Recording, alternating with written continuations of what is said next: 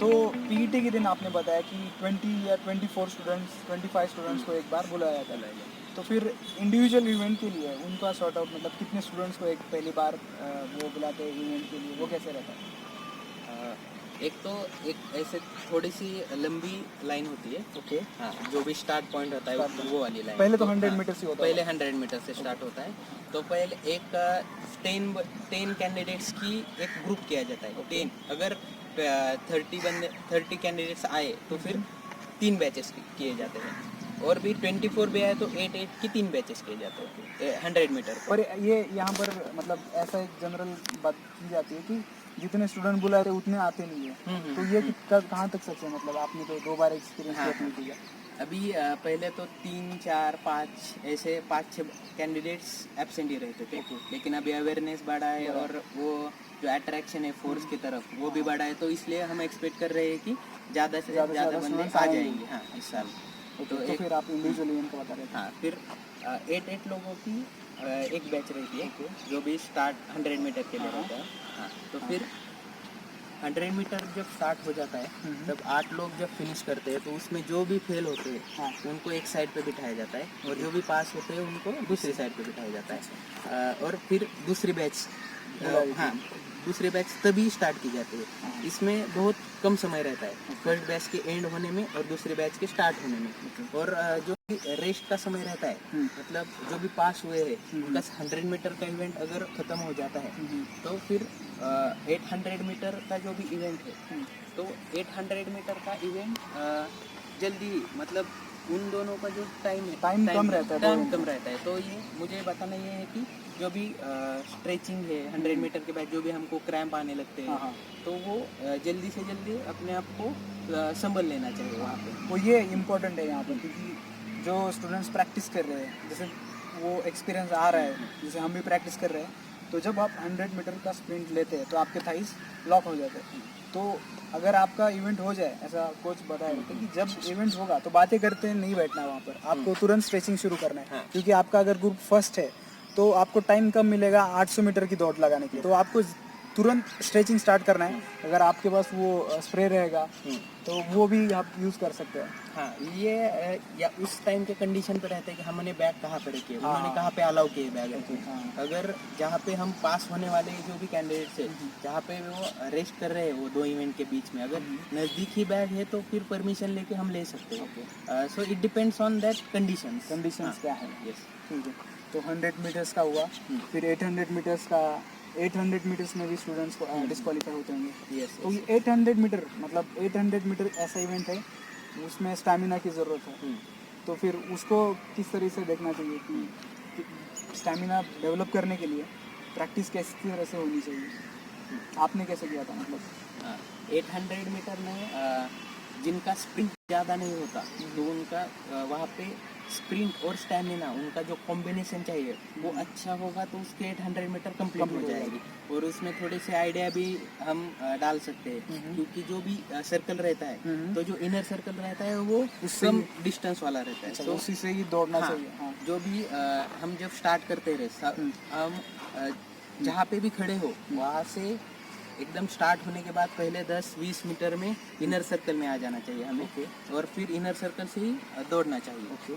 और फिर जब भी एक फर्स्ट राउंड कंप्लीट हो जाता है 400 मीटर का, तो उसमें स्टार्टिंग में थोड़ा स्प्रिंट, बाद में फिर मिडल पैच इज ओके, मतलब you can control on your breath and then you can run.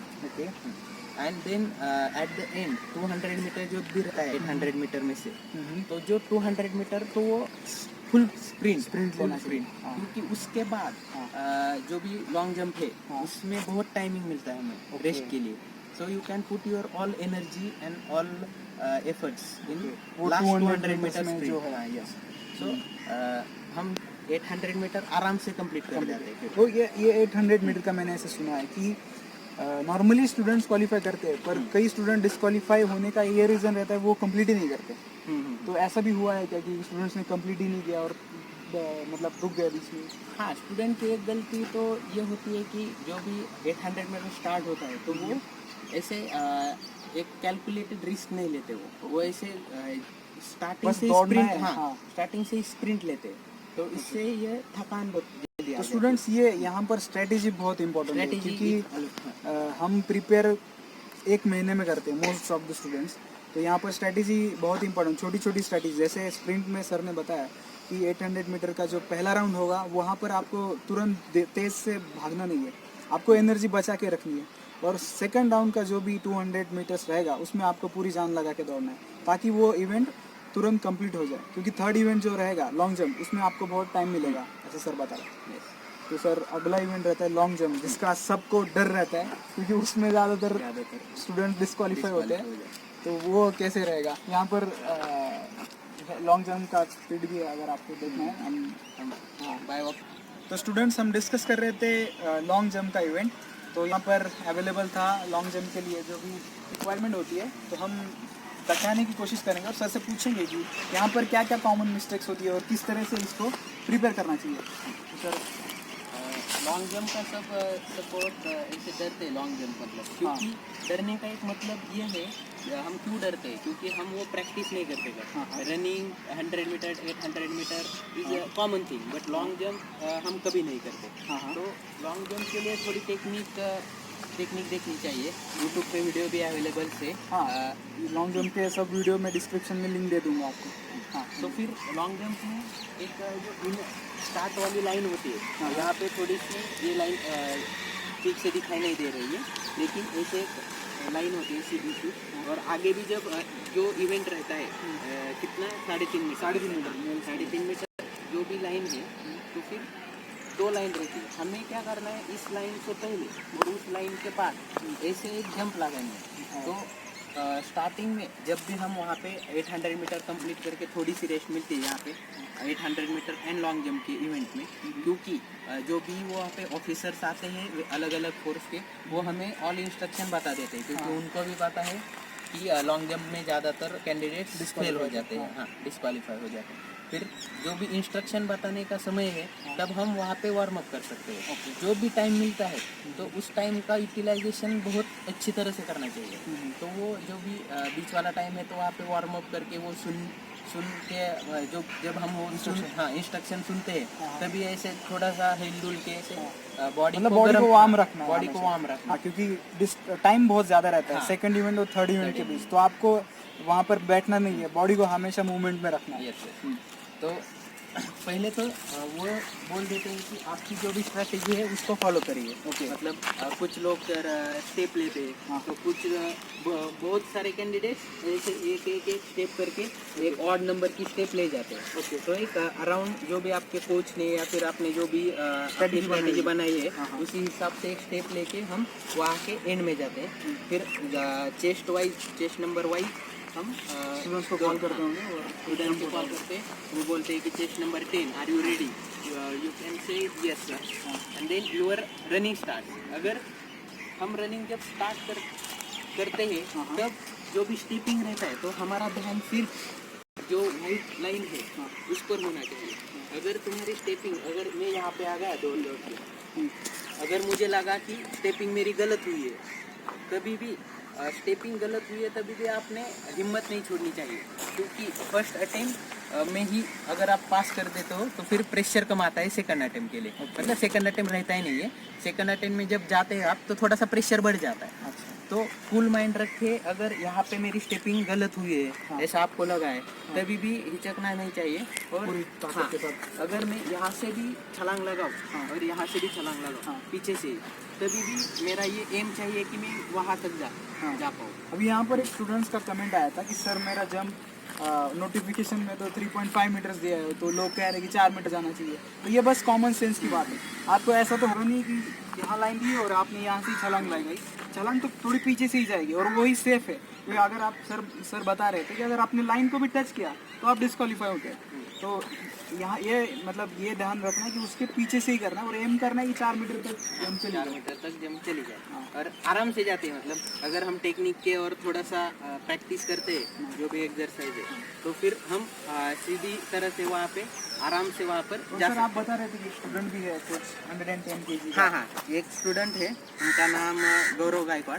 तो जिनको भी ये समस्या है और डर है कि उनका वेट ज़्यादा है तो ये जम जाएगी या नहीं, तो उनका वजन 110 kg था। 110 के हाँ। फिर भी उनका जंप जा रहा है। फिर भी आराम से उनको, आराम से नहीं लेकिन जो भी हार्डवर्क है उससे वो जंप जाती है। और स्वप्निल वालूंस करके वो अलग कैंडिडेट है, उनका भी वेट का issue हाँ, था। वेट का इशू था। उन्होंने एक 25 दिन में 9 kg अराउंड कम किया रिड्यूस है। किया वेट और reduce उनका किया। डाइट प्लान हम स्टूडेंट्स को बता देंगे कि जिनको भी वेट का इशू है, उनका डाइट प्लान हम डिस्क्रिप्शन में लिंक दे देंगे उसका, कि उन्होंने कैसे 25 दिन में 9 kg वेट रिड्यूस किया है। हाँ। तो फिर जो भी आपको अटेम्प्ट दिए, अगर पहले अटेम्प्ट में आप फेल हुए और अगर टच हुआ है पाव या आगे जाके जब जंप मारते हैं तो किन लोगों का हैंड भी टच हो जाता है। तो अगर ऐसे कोई बात हुई है तो फिर डरने का नहीं है। वहाँ पे फिर से सेकंड राउंड में जो भी अपनी गलती हुई है, एक ध्यान में रखना है कि हमें यहाँ से वहाँ पे फुल एनर्जी से और फुल जोश के साथ जंप लगानी है। तो यहाँ पे अगर स्ट्रैटेजी में थोड़ी भी गड़बड़ हुई तो भी चलता है, कुछ मायने नहीं रखता अगर आप पास कर देते हो वहाँ पे उस लाइन, आगे की लाइन के उस साइड पे जाते हो तो। अभी हमने मतलब प्रैक्टिस के टाइम पे ये देखा है कि ज़्यादातर लड़के जब इस लाइन के पास आते हैं तो हिचकिचाते हैं, पर उसमें से भी आधे से ज़्यादा लड़के ऐसे होते हैं कि वो हिचकिचाहट के बावजूद भी वो छलांग लगा देते हैं। मतलब ऐसा नहीं है कि आपको क्या होगा, आपको जिस तरीके से आप जिस जोश में आए हैं उसी साथ आपको छलांग लगानी है और छलांग जाती है। मतलब ये वीडियो में आप जब देखेंगे, डिस्क्रिप्शन में उसका लिंक दे दूंगा, कि वो हिचकिचाहट के बावजूद भी आप अगर पूरे जोश के साथ छलांग लगाते हैं तो वो छलांग 3.5 मीटर चली जाती है। आराम से जाते हो। और वहाँ पे जो भी ऑफिसर रहते हैं और जो भी सपोर्ट स्टाफ रहता है और जो भी हमारे कैंडिडेट रहते हैं, जो भी हमारे फ्रेंड ही, ज़्यादातर फ्रेंड ही रहते हैं हमारे पास, और वो सपोर्टिव रोल बहुत करते हैं। मतलब वो चीयर अप एंड एनर्जी देते हैं। सो